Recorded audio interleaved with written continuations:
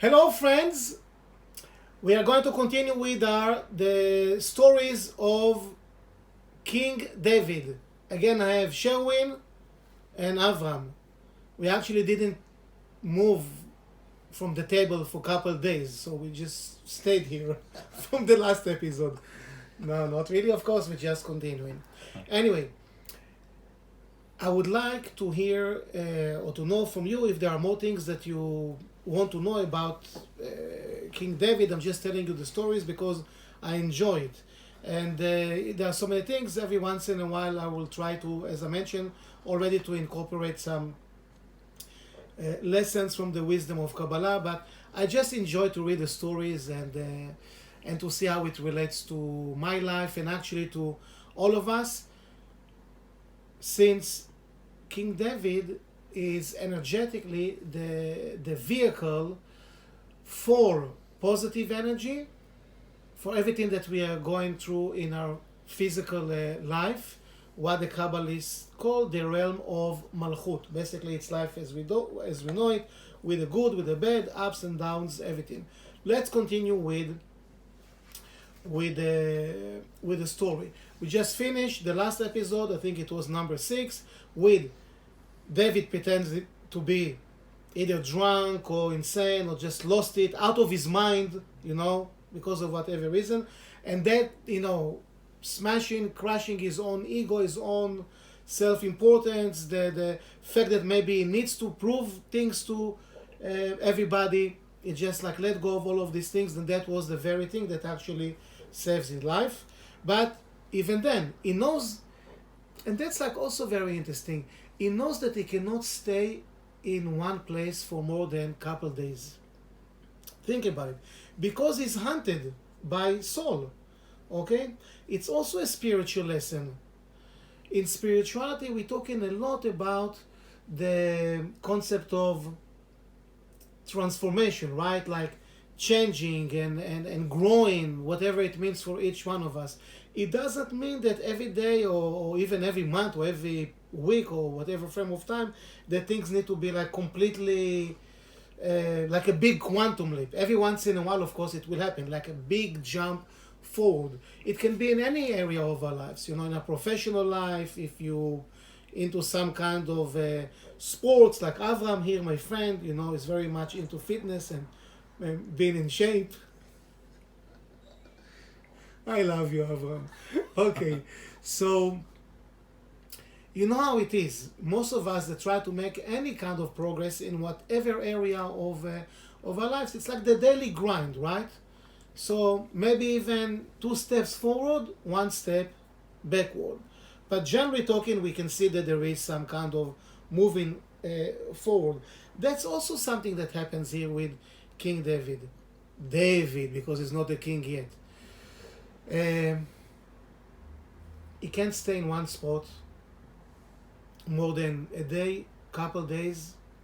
So just think about physically how much it's not convenient. By the way, he left his wife at that time. He doesn't have kids yet, yes, but he left his wife, which is Saul's daughter, in the palace, yes, and he just move on. וילך דוד משם וימלט אל מערת אדולם.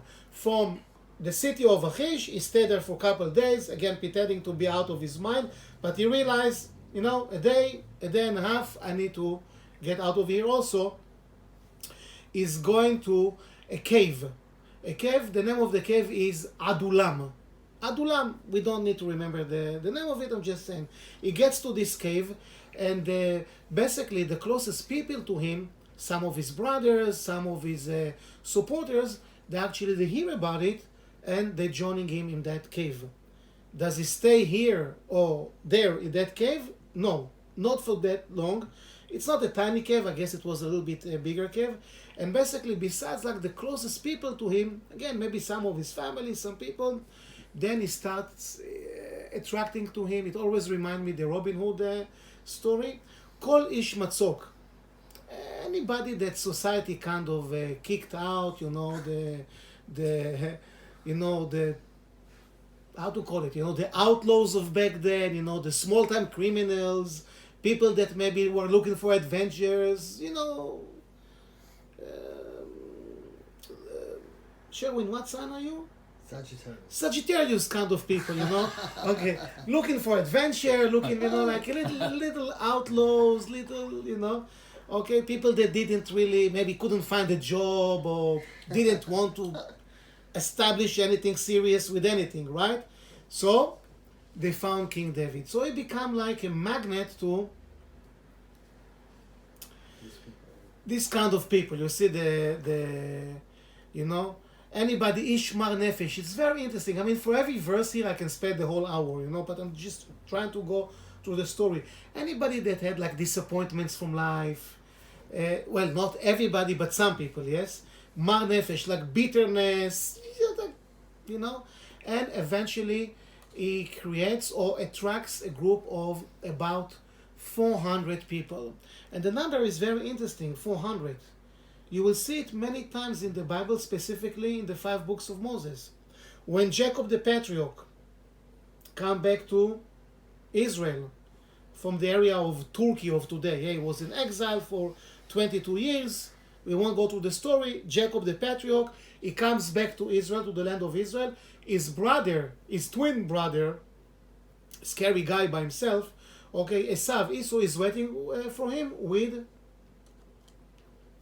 400 soldiers. When even before that, when Jacob's grandfather Abraham, when he bought the Machpelah cave, the burial property for Sarah, his beloved wife, how much money he paid for it, Avraham? 400 shekel. Okay? So the number 400 appears a lot. And we know that the Bible doesn't really, just, what do I care? Just mentioning numbers. If it was 402 or 400, exactly 400 people joined David? Because we know that the number 400 represents, and again, I won't get into the details right now, but it represents 400 positive forces, can be 400 also negative forces. When Abraham the patriarch bought the Machpelah cave for 400 shekel, the currency of back then, they didn't have Bitcoin or whatever is going on today, right? Okay, that number 400 basically represent, in that case, any seed level of chaos that can happen in life. So think about anything bad that can go, anything that can go wrong, anything bad, of course, yes? How do we call it? Murphy's Law, right? If there is a chance for something to go wrong, it will go wrong. We should change the name of it.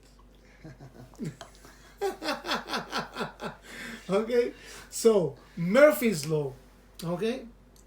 If there is a chance for something to go wrong, God forbid, in health or any other important aspect of life, even little things, for sure like big things. So the 400 represents the seed levels. I would say archetypes of 400 seed levels, archetypes of chaos, because there are endless chaotic things, painful things that can happen. But 400 archetypes. Great. So that's a code why David attracts those 400 people. We will learn as we developing the understanding about David. We know that they said that also the soul of what we call Messiah. In different beliefs, different religions, they have this Messiah kind of thing, right? And it's called Messiah, the son of David. Even if I'm not mistaken, in the Christian belief, the belief that Jesus is a descendant of David, That's in the Christian belief. Everybody have their own beliefs, and it's fine, okay? But it's all secrets. So he has this like 400 people gathering with him in the cave. Does he stay in the cave? No, you cannot stay too long in one place. So again, he move on to another place in Moab. It's also in the general area of Jordan of today. Okay, another part of Jordan, if you like, the modern day Jordan, and he goes to the king of Moab. That's very interesting because David has some relationships with this nation, the ancient nation of Moab. How you say Moab in English? Moab? Yeah. Something like that. Why, yes. Why does David have relationship with them? His grandmother, right? Exactly. His great grandmother Ruth, that's where she came from. Then she moved to Israel. She crossed the Jordan River. Yes, but there is some blood connection. Yes, family basically. So he goes to the king of Moab and he says to the king, "Can my parents, mother and father, stay with you? Because it's hard for them to. I have to,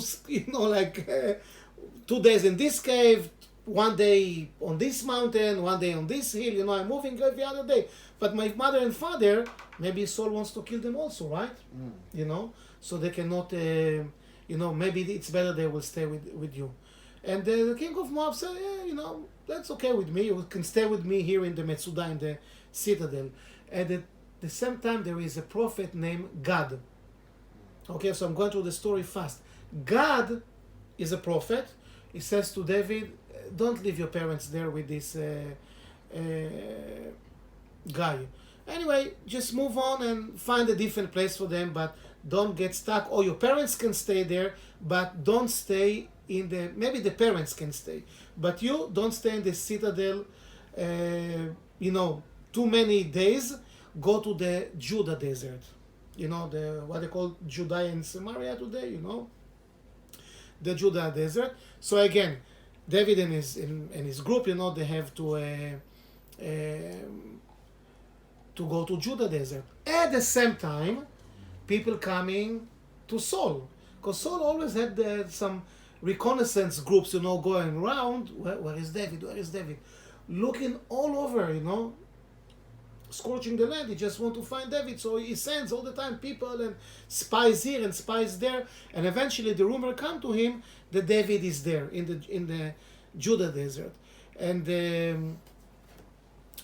Saul at that point, and I think we'll stop at that point also, okay, because there are so many stories I can speak for hours, but I want to make the videos shorter. Saul at the moment turns to his people. He's from the tribe of Benjamin. So I say, "Hey, listen, hearken, the people of Benjamin, my tribe. I know that you made one hand with my enemy, with David. Maybe he promised you, that if he will be the king, you will have fields and vineyards, He promised you all this great things." So Saul, maybe if they had, how you call it, psychiatric people at that time, maybe they will say that he suffers from some kind of, how you call it, mania depression or bipolar syndrome. He's happy, he's depressed, very, very disturbed personality. I mean, the story is really indicating that. Spiritually, from an energetic point of view, we know that he had a chance to kill the king of Amalek. And Amalek, we're not talking about a real king, but we're talking about the forces of uncertainty. So we'll skip that story, but Saul didn't go all the way. He had the power. He's a spiritual giant. He had the power to rid humanity from the entire concept, or at least to pave the road so we can do that. Not to have doubts in life. No doubts, no fears, no insecurities, no uncertainties. And he left an opening that doubt can still be there. And that's why the Kabbalists are saying, he got this ruach ra, like bad or evil spirit, meaning like negative energy that was like also torturing him from, how you say, like everybody have their inner demons, right? So Saul was like really deep inside, like really torn apart, love-hate relationship with David, and he was a mess. So now he's talking to his people, yes. Now he's talking to his people and he's saying, because he's a little bit now kind of, maybe emotionally, mentally, not in the best balance, And he said, "I suspect that all of you made one hand with David, And then what the punchline of at least that short kind of incident here, it says like, It's very powerful expression in Hebrew, biblical expression. Yes, it's not a spoken Hebrew today. ואין גולה את אוזני בכרות בני עם בן ישי. Nobody is even telling me, you are my people, my family, my own children, my son, Jonathan, my own tribe. None of you even is telling me where he's hiding. And none of you, ואין חולה, חולה means sick, sick, like not feeling well. None of you feel my pain. I'm so miserable. I hate this guy so much. David, I want to kill him. And none of you feel my pain. It's like today, again, we don't go in politics, but like the freedom of speech, and like that, like, hey, I want you're disturbing my freedom of whatever, I want to kill you, and you're not allowing me that. It's like, what about me? I want to kill you, and you're not allowing me, like, what, you don't feel my pain. So that's something like that can happen. So it is funny, but the not that it's sad or to take it like really heavy, but that many times we are like that. We're completely oblivious to how much we, wrong, or looking at things in the wrong way, our outlook, our understanding of things, or as we kabbalistically saying, our consciousness about things. And we completely so convinced, that not that we are right or wrong. It's deeper than that. We have like belief systems about stuff, about things. A healthy person, every once in a while, again, I'm not saying we should change our opinions about everything, but every once in a while, we kind of, as we grow, we might look things differently. What happened here to Saul? Is the aggressor? Is the one that tried to kill David? Is complaining to his own people? Look at you. You should be ven chole alai. You should feel my pain. He's so busy with himself. Yes. You should feel my pain so much that you won't be able to sleep at night. And instead of that, I'm sick, I cannot sleep. ואין חולה מכם עליי וגולה את אוזני. Make a long story short, none of you understands my pain. And maybe, again, you made like, את עבדי עליי לעורב כיום הזה. And basically, עורב, it's a beautiful word, ambushing. It's like you ambushing, you're creating ambushing, that's a good word, yes? Like you ambushing me, you like, waiting for me in the corner. The story continues, we'll stop now, until the next time, of course. But this, and as the story, I hope you enjoy it. If you do, great. If not, great too. I enjoy telling the stories, but think about it. How many times we can be a little bit like Saul? You understood what he's saying? I want to kill him. You're not allowing it. You're not helping me. What great pain I'm having now, and you don't even feel it. Guys, if you have questions or comments or complaints or anything, please put it in the comments and share it if you have friends that you know that might be fans of King David, and give it a like so YouTube send it to more people. Thank you and see you in the next episode. Avram.